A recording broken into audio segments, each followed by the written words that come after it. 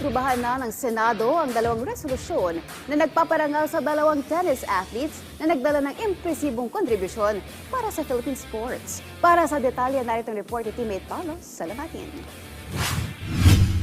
Aprobado ng Senado ang dalawang Senate Resolutions 1299 at 1300 na isinulong ni Senator Pia Cayetano na nagbibigay ng parangal para sa mga tagumpay na naabot ni Philippine tennis sensations Marian Cappadocia at Johnny Arcilla bilang Hall of Famers ng Philippine Columbian Association o PCA. Isa si Arcilla sa mga atletang nagbigay ng karangalan sa bansa simula taong 1999 hanggang 2015 sa iba't ibang mga local at international competitions gaya ng ASEAN Games, Davis Cup, Southeast Asian Games at marami pang iba. Bukod sa mga ito, hawak rin ni Arcilla ang record na may pinakamaraming titulo sa PCA Open tournaments bilang 10-time champion sa singles at 14-time champion sa doubles na isa sa naging dahilan ng kanyang pagkakabilang sa Hall of Fame. Hinirang siya bilang top tennis player ng bansa mula taong 2000 hanggang 2012, number 2 noong 2014 hanggang 2017 at muling naibalik ang pamamayagpag bilang top player noong taong 2020 hanggang 2022. Samantala, hindi rin papahuli ang antique native Pinay tennis player na si Cappadocia na kapwa umukit ng malaking ambag para sa Philippine tennis dahil sa kanyang impresibong performance sa buong karera. Bukod sa mga medalya at parangal na kanyang natanggap, hawak ni Cappadocia ang titulo bilang top Pinay tennis player ng bansa mula junior hanggang elite division noong 2010 hanggang 2022,